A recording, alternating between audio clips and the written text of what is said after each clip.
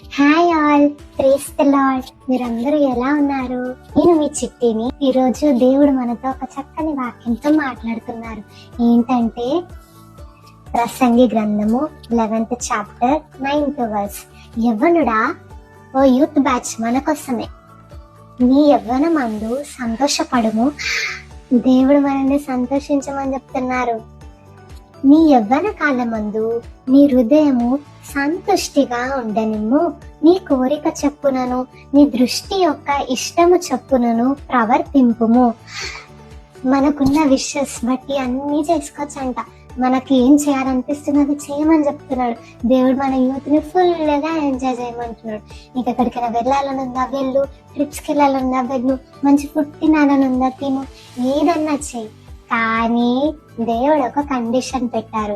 ఏంటో చూద్దామా? అయితే వీటన్నిటిని బట్టి దేవుడు నిన్ను తీర్పులోనికి తెచ్చునని జ్ఞాపకం ఉంచుకొనుము. అన్ని చెయ్యి నీకు హార్ట్కి నచ్చినట్టు అని చెప్పాడు అని ఇంకా రెచ్చిపోదాం అనుకున్నారు కదా. అలా ఏమి కాదు.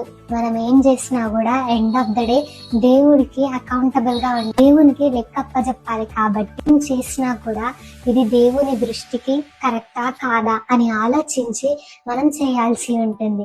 నేను చిన్నదాన్ని, కానీ నేను చెప్పింది చాలా పెద్ద మ్యాటర్, చాలా ఇంపార్టెంట్ మ్యాటర్. మన యవ్వన కాలము చాలా కొంచెమే ఉంటుంది, కానీ యవ్వన కాలంలో మనం చేసిన తప్పులు లైఫ్ లాంగ్ ఉంటుంది. ఇప్పుడు చేసిన తప్పులని చెప్పి గాడ్ ఐఎమ్ సారీ గాడ్ అని చెప్తే నడవదు కదా.